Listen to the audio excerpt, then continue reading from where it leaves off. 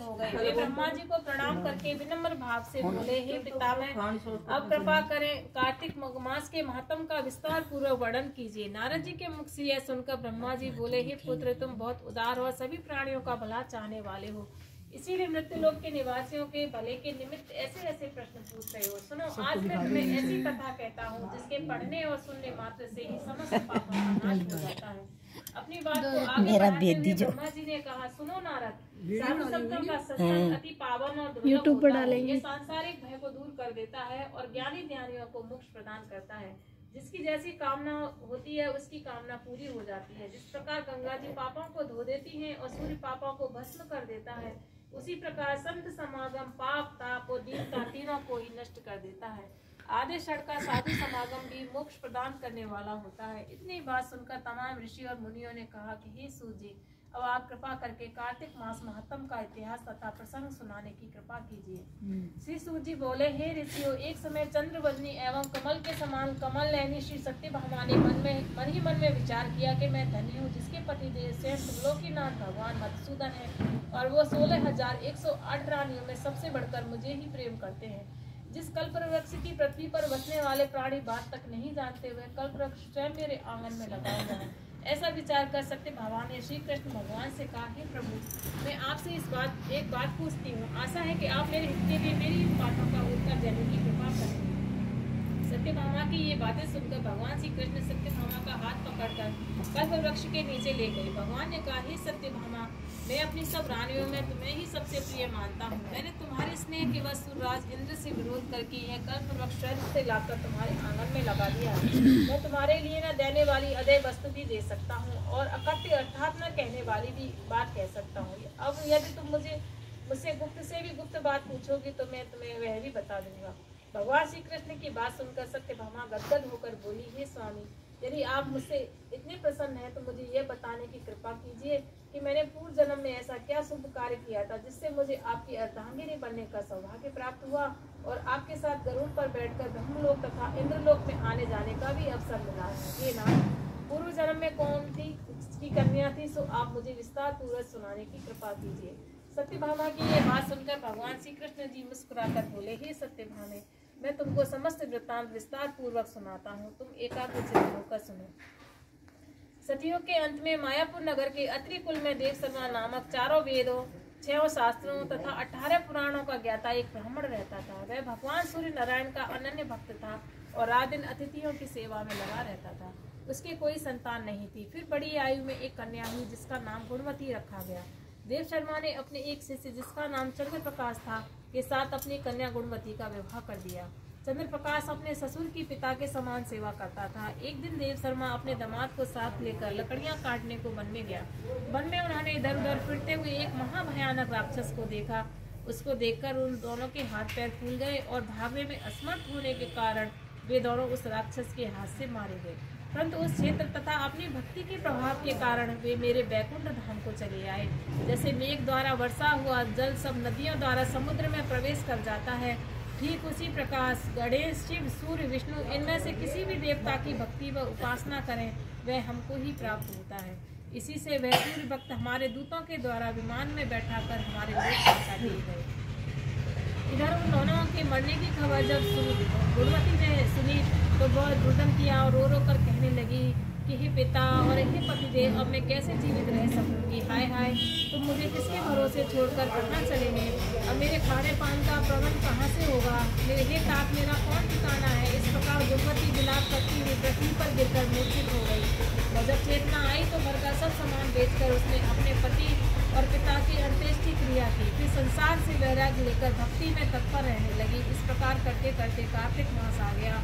तब वह विधि विधान से कार्तिक मास का स्नान करने लगी और साथ ही साथ एकादशी का व्रत भी करने लगी। यह दोनों ही व्रत भगवान को अति प्रिय हैं तथा मुक्ति और ऐश्वर्य प्रदान करने वाले हैं। हे प्रिय, कार्तिक मास में तुला के सूर्य में जो प्रातःकाल स्नान और जागरण तथा दीपदान करते हैं उनके जन्म जन्मांतर के पातक नाश हो जाते हैं।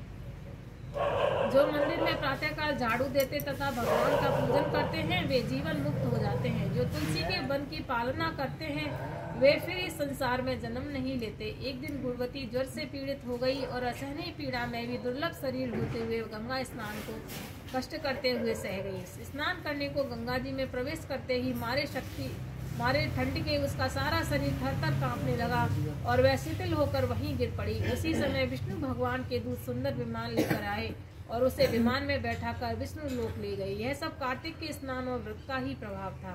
त्रेता युग के पश्चात द्वापर युग आया तो पृथ्वी पर कंस जैसे दैत्यों ने उत्पात किया।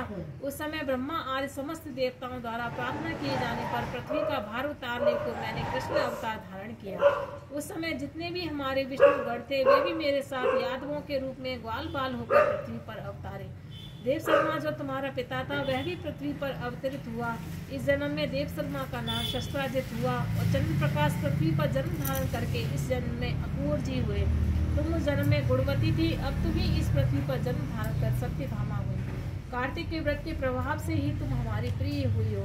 तुमने आजन्म तुलसी के वृक्ष को सींच कर उसका पालन किया, इसी से तुम्हारे आंगन में कल्प वृक्ष है।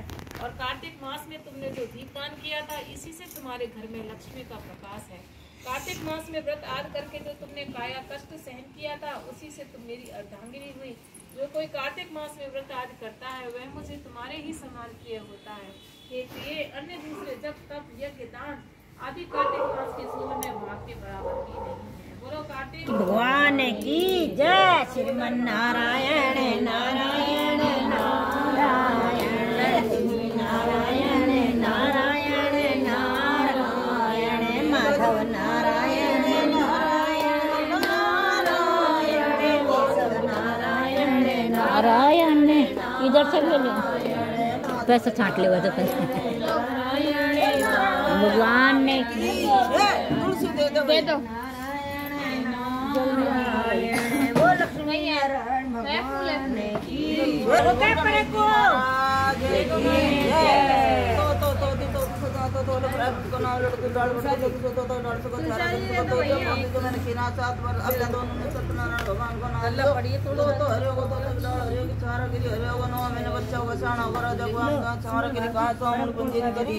सत्यनारायण भगवान का भोग लगाया, झालर घंटा बजाया, भगवान ने वैकुंठ ज्ञान भेजा, बैठे सबके कर्जों खाता या भरे मुट्ठो दे दे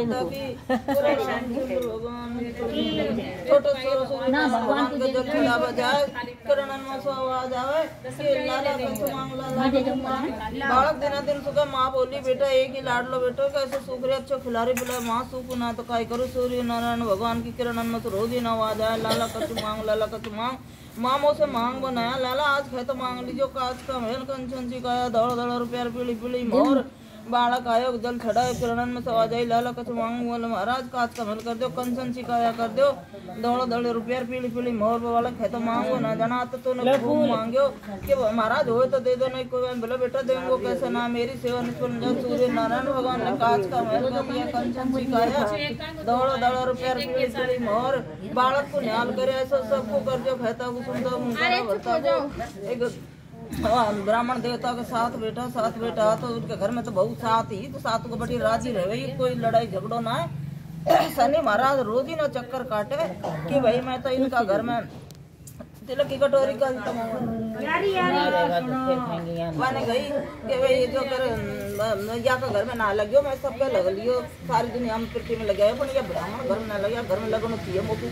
अब रोज ही ना चक्कर काटे एक दिन कहीं करो खिचड़ी बना रही हंसर सर के सब कोई कूट रही कोई नादन छड़ा कोई फटक रही और सूर्य ने तो अपना अंदाज से नमक गिरो सूर्य नारायण एक पत्ते भर के नमक डाल के खिचड़ी शनि महाराज औजार के नहीं अब ससुरा ने भी खा ली फिर सब देवर जेठन ने भी खा ली कोई ने भी चुकारो बिना कर भाई कोई बात ना बहू बेटी है काम करें गलती भी हो जाए आज होगी होगी कल अपना आप चाखेंगी तो अपना आप सही गिरेंगी सबने खा ली।